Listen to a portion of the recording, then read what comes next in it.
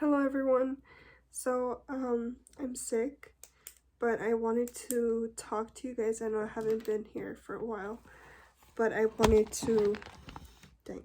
I wanted to talk to you guys um, um, about the bride of Christ. So, the bride of God. Basically, I had a dream. I can't remember when, but it was like in between the last time I made a video to this time, so like 2 months ago. In between 2 months. Um Basically I was in a wedding, but it was my wedding. I didn't know who I was getting married to. I was in a wedding and it was my wedding. There were a line of people who wanted to get married to me, dressed in white. And as I was walking in this, it was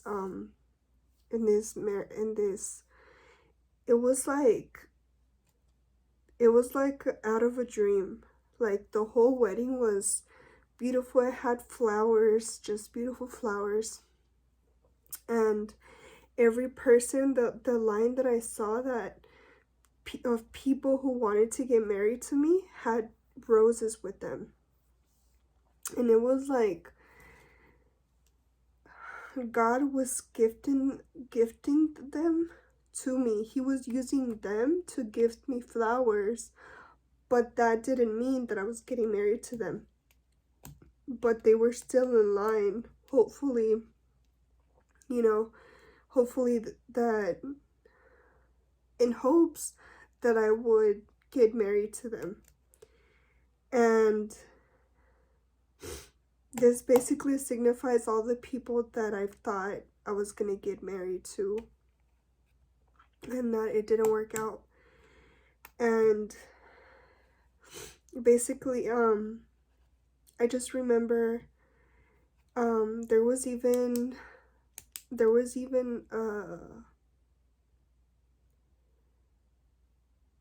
a girl in there, and she was wearing a white dress. And I remember her crying, and I was crying with her, and I was like so sorry that I wasn't getting married to her. Like, as soon as I saw them, I knew, no, that's not the one. That's not the one. That's not the one. That's not the one I'm gonna get married to. And then suddenly, like, there were carriages with horses. The wedding was big. It was like a huge wedding. It was a beautiful wedding, like something out of movies. Like I've never even seen a movie like this. It was really beautiful, and I knew that I was the bride, but I couldn't see the groom. Like, the groom was a mystery. And what ended up happening was that as I was seeing these people, I was like, no, they're not the one. They're not the one. Until this one guy who I really thought I was gonna get married to, this actually happened in real life. I thought I was gonna get married to this guy. He appears with an anti-bullet chest thing, with an anti-bullet, like one of those that the cops wear, an anti-bullet chest suit. So he was wearing one of those. Like, if he knew, he was coming towards me, and it was almost like he was making me think that it was him who had designed and done this surprise wedding. Because God already told me back in 2019 that my wedding is going to be a surprise. So I truly believe that. But guys, the surprise is going to be Christ. Like, he's our groom. Like, you're not, when he told me, when this revelation he told me back in 2019, he told me that that I didn't know who I was going to get married to. He just said, you will know, you will know. And I was like, who am I going to get married to? I thought I was going to get married to this guy at the time, and I was waiting for him. I was celibate, I wasn't with any guy, I was just waiting for him. And it turned out that no, he wasn't gonna come. And even God told me he's not coming back. So like, you better let go of him now, you know, because you're basically saving yourself some sorrow. So anyway, I've seen a lot of prophetic marriages clips on here. Guys, some of these guys are not even your husbands. Like, they're not your husbands. Like, even though you pray about it and you see the signs and stuff like that, that can also be a counterfeit. And you need to be very prayerful for God to show you who your real husband is. And then there's also in the bride, there's also going to be people that the bride of God is, there's also, in the bride of God, there's also going to be people who are not going to get married. And I think I'm one of those people. Like, I'm not going to get married to anybody. I'm just going to get married to God. But I still don't know. Like, I haven't settled for anyone yet. And the proposals have come my way. Not literally, you know, but the opportunities have shown up, and people with like real intentions, and I just haven't found one that I say, okay, yeah, God, this is the one that you have for me. And so far, I've only been saying that I'm gonna get married to God because that's what he revealed to me, that I was his bride. And guys, when he revealed that I was his bride, he made it seem like I was the only one. Like, there was nobody else that he was getting married to, that I was the only one.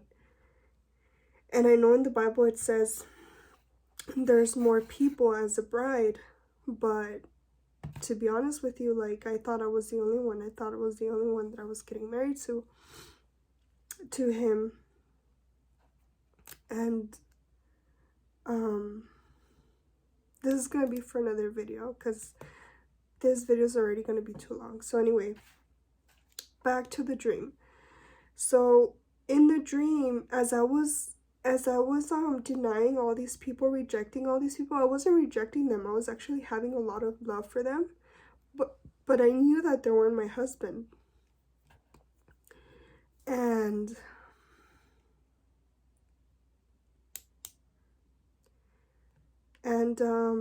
but they were guests in the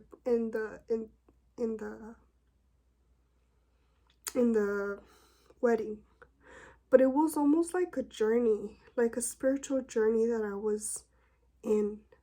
You know what I mean? Like, before I got to my groom, like, I was already seeing like all the decorations and the very fancy decorations, the very fancy wedding, the carriages, the people in their outfits, very beautiful outfits. I was seeing this before I even saw who I was getting married to. So, and this has been my journey. Like, that's how my journey has been. Like, the way that God revealed that I was his bride was in a very special, beautiful way. It was almost like he was proposing to me in the ocean. But it was very spiritual, and that's gonna be for another video. But it was very spiritual.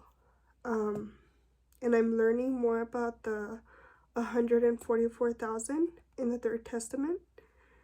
And I'm learning about myself because it talks about so many things in there.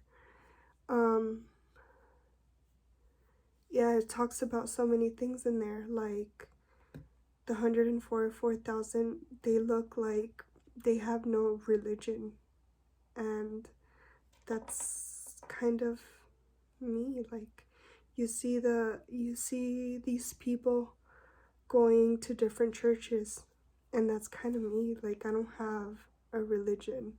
I go to a church right now, but I don't stay with that denomination because that doesn't matter. Like, God is gonna pull people from different denominations. Like, that doesn't matter. And I know this intuitively. Like, I already know this. And so, as a bride of Christ, like, we intuitively know things. We come already with knowing, knowledge, and wisdom within us because our spirits were embedded with all this information before they came here to earth. So basically, like, our spirits have all this information, and our hearts know the word of God. Even if they change the Bible or the Bible verses or whatever, we know the truth. We know what goes with us and what doesn't.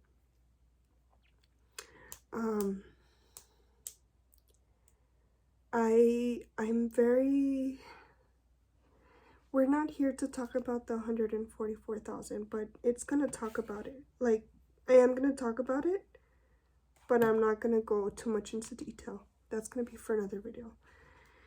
I just have so much knowledge, guys, that I want to share with the world, but it's like I'm sometimes I sell myself short. Like, I know that I have all this knowledge, but because my journey has been so hard, especially like lately, I think I'm going crazy, but that's just part of the journey of the bride of Christ too. Like, God told me that I was gonna go crazy. He's told me everything that's gonna happen in my life, and it's been a very interesting journey, to be honest with you. Like, it's been a very interesting journey. So if you're out there and this I'm pretty sure that whoever reaches this, like, it happens spontaneously. I pray that this message is for you, whoever is on the other end. I'm gonna pray right now that when I finish the video, or I can pray right now. Let me just close my eyes. Father, in Jesus' mighty name, I pray that my channel reaches to your elect, your chosen people, to the people that you need to touch, that you need to reach, that the wisdom that you've given me and the knowledge that you've given me, that I'm able to use it wisely and translate it wisely with the right words, even if it's hard for me to translate what happened in the spirit to the physical realm. Give me the right words to translate, to be able to translate it. And I pray that the bride of Christ is able to see this video and is able to get more knowledge about who they are as a person and why their journey has been so hard. I pray that no religious spirits come and attack this channel and this video, and I pray that you illuminate our paths and that you illuminate and clean us and and wash us from wrinkle and spot and blemish, and that you bring us into a white wedding dress, that we are worth getting married to someone like you. In Jesus' mighty name I pray. Amen. So, I already did this for too long, but anyway. Okay, so,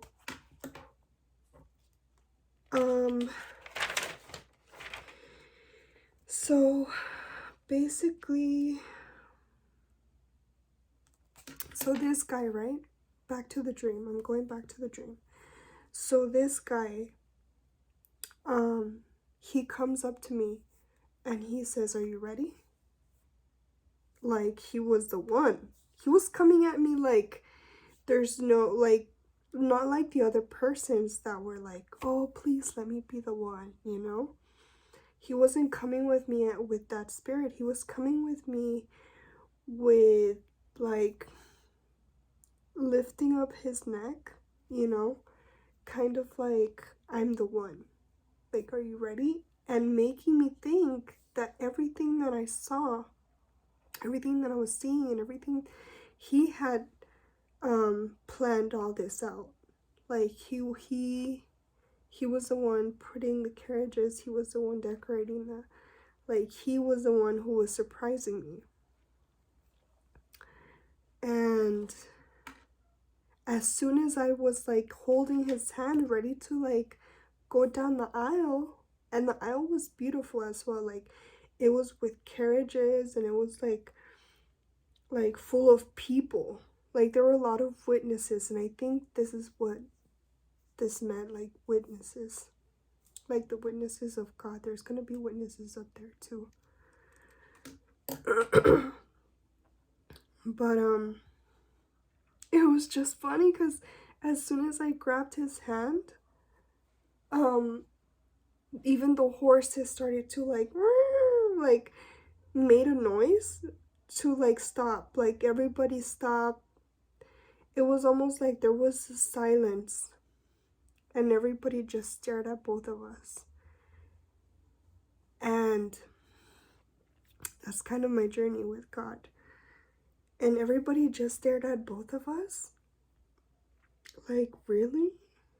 Like, really? You're gonna marry him? You know? And when I started seeing everybody's face looking at us, I knew that he wasn't the one. Like, that he was trying to convince me that he was one just by saying, "Are you ready?" But the faces and everything convinced me that he wasn't. And as soon as I saw that, I was like, "No, it's not, you're not the one." Like, and so I think, if I remember correctly, I kind of took my hand away from him, and he turns around and he becomes like a child, a black child, with his hoodie. He usually wears like a blue hoodie. Not a hoodie, it's like a jacket, but he turns around and he starts walking, and I'm just there standing like I knew it, right? So I enter this aisle by myself, like nobody's accompanying me. Not family, not anybody. Like, the people that were there, I didn't even know these people. Like, I didn't see any familiar faces. And I just knew that like everything was for me. Everything was done for me. And the party and everything. And I go to the kitchen, but I'm like there by myself. Like, the bridegroom never showed up. Like he was the one who prepared the whole meal, the banquet, but he wasn't there. He was like a mystery. And I think that's how God is going to be. Like, he's not a mystery, but he works in mysterious ways in our life. And it's a mystery. It's like a mystery. But he, that's how he is. Like, he's slick. He's slick, guys. If you guys know God, you guys know that he's like smooth. He's smooth. He's not... He's beautiful. Like, I'm in love with him. I'm literally in love with him. This was something I was going to share to you guys too. Like, I think it comes to me easier because I'm a woman and I'm in love with Jesus. Like a man. Like a woman loves his man type of thing. Like, I'm romantically in love with him. Like, and people, religious people or whoever might think this is wrong, and this is why I don't preach at churches, because I do it on here, because the people that really need to hear this message are going to learn. Those people that have ears will listen, and those people who have eyes will see. Because Jesus Christ is waking up his people right now. And basically, yeah, like, he's romantic. He's also very romantic. He makes me feel like I'm the only one. He makes me feel like there's no other girl but me. Like, and he's so, like, righteous. He's so rightful to me. Like, he doesn't cheat or lie or anything. That's why I can't compare anybody to him. That's why I haven't been able to. The way that he's shown me is through the spiritual world, right? That I'm his bride. And the way that he does it is like only God can do something like that. And I'll share it in another video. I have so much things to share with the world. I have so much things to share with you guys. But the way that he does it, only God can do something like that.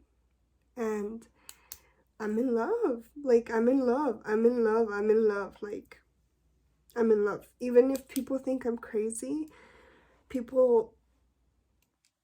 I've been to psychiatric hospitals because of this. And people can think whatever they want, you know? People can think whatever they want. The Church of God is gonna go through more tribulation and more fallouts, more temptation, more everything than the rest of the world. So that's part of your mission. So just be prepared. You guys are soldiers too. This is something that I was shown in the spirit. We are soldiers in the spirit. We are soldiers. And the bride of Christ is one with God. And we're both like high-ranking generals. Like, there's angels of like war. They wear their swords and everything. Did you know that the reason why we know how, like, armor and knives and swords and all of that, it was because the fallen angels show that information to humanity. That information was sent by the fallen angels, and that's why they started war. But we weren't meant to like know all this. We were meant to live in a peaceful life that God created for us, but the fallen angels did all this. Anyway, that's for another time too. So even though I bring people to Christ, like, I don't go out my way to like be very like religious and talk about God and all this. I only, whatever like I get shown in the spirit, I share it with people, and hopefully they repent and they come to Christ. I don't know how many people I've reached that have been saved, to be honest with you, but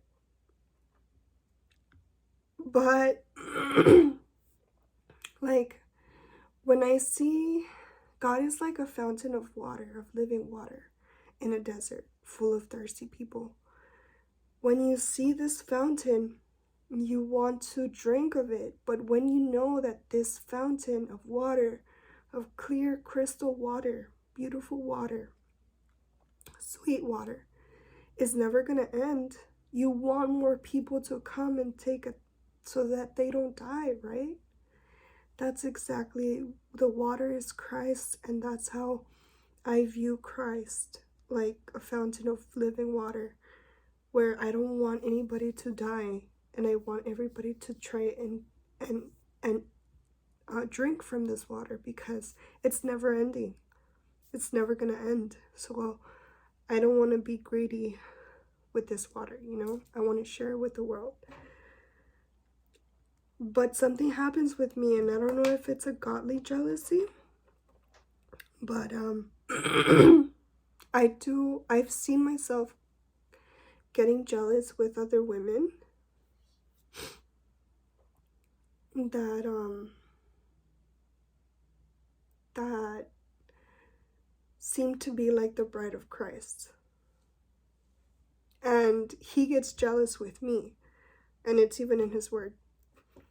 But yeah, dude, I get jealous, and it's crazy to think about it, and I don't know if I'm in the right mindset, but I do get jealous. I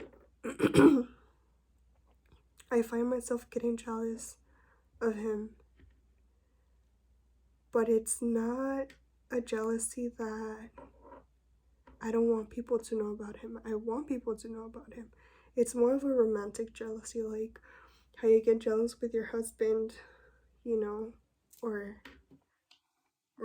boyfriend. So anyway, I just wanted to share that. And then I found this page, and I got a lot of information from this page. So it says the 144,000 are called virgins. Some have seriously thought that these are people who never had sexual intercourse. Guys, I'm not a virgin, okay? Just putting it out there. I'm not a virgin, like how people think virgins are. But in 2 Corinthians 11:2, however, supplies a more satisfying answer. It says, Paul was hold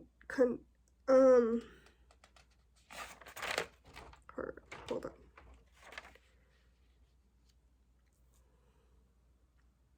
So it says, part of the article said, Paul was concerned that these people would be led astray, deceived by Satan away from their spiritual purity. They would lose their spiritual chastity. Chastity means celibacy, the state of practice of refraining from extramarital or especially from all sexual intercourse, as it were.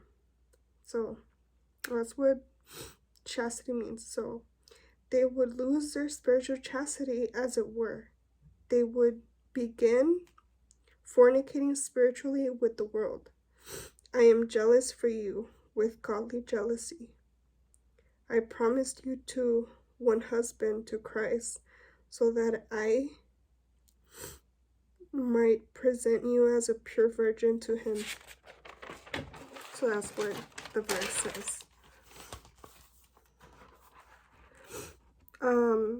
The Corinthians had some come out of as sexually active and perverted a culture as any in history.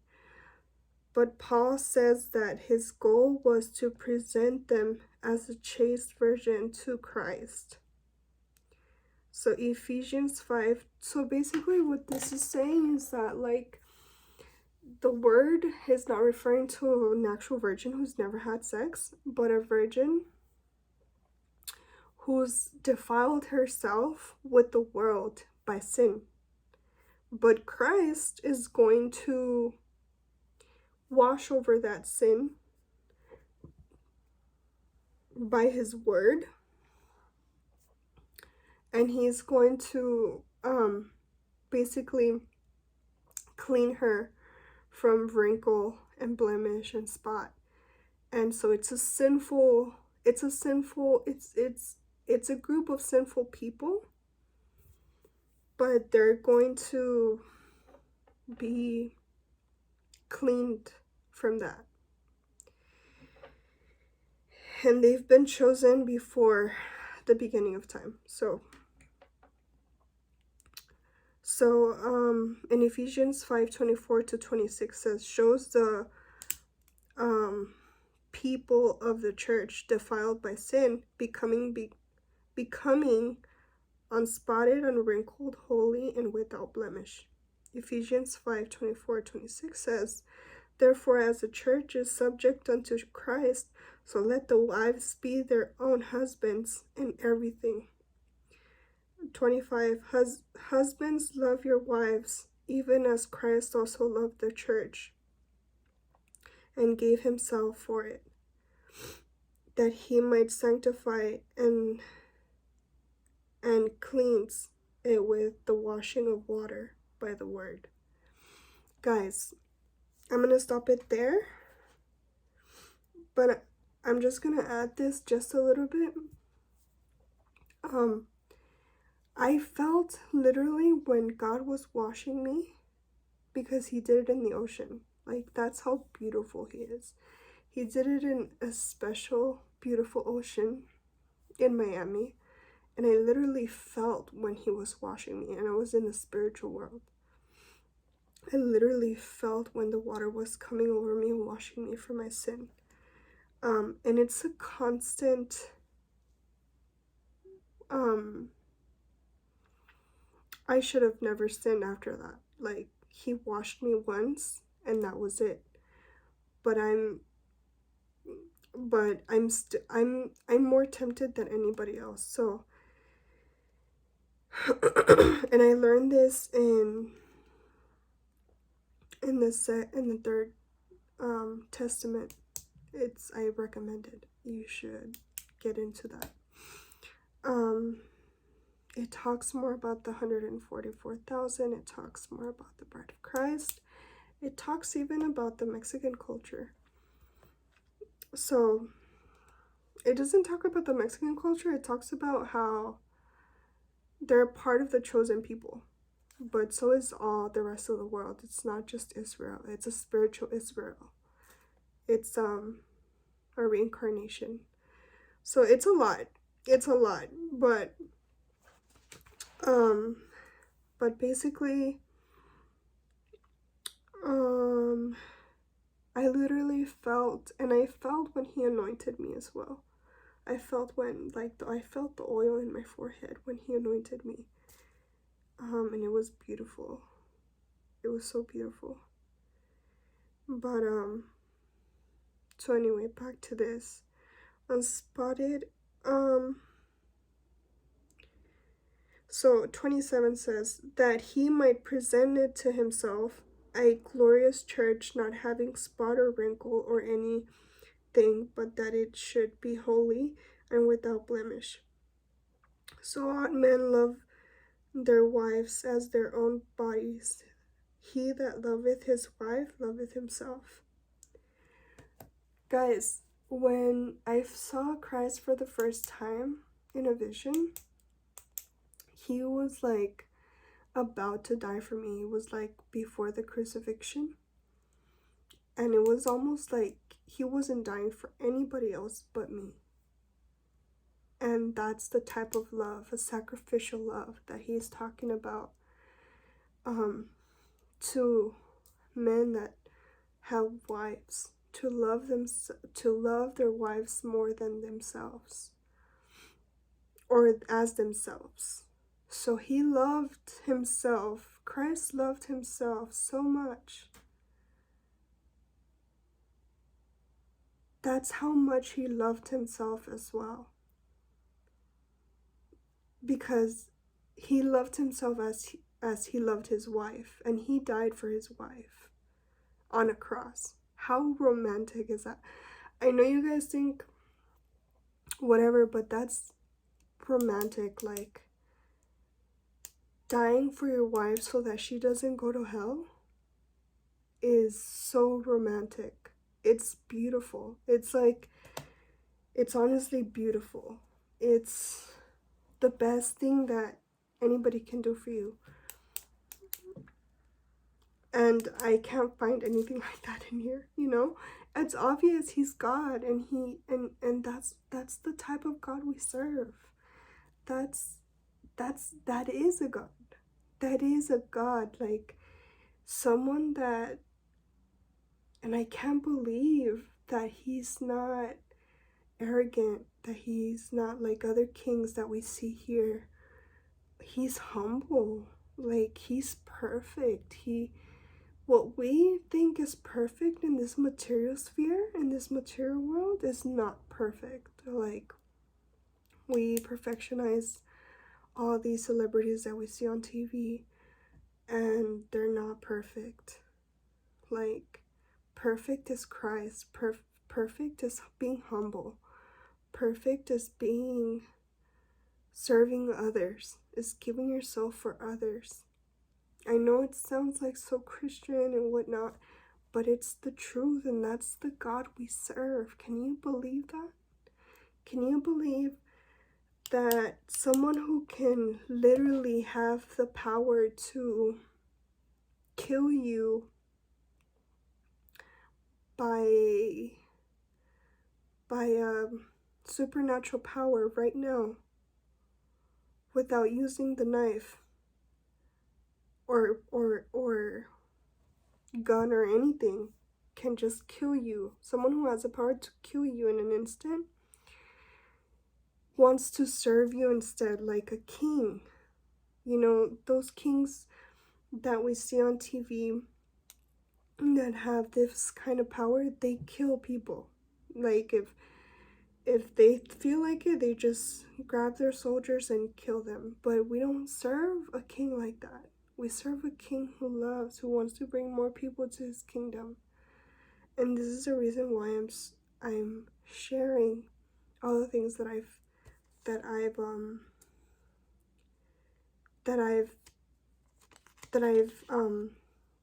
experienced with Christ.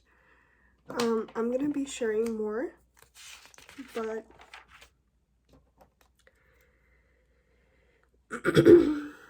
so I'm gonna be finishing up because it's already 38 minutes. So similarly, using Israel as a type, Ezekiel 16:9 says, then I washed you in water. Yes, I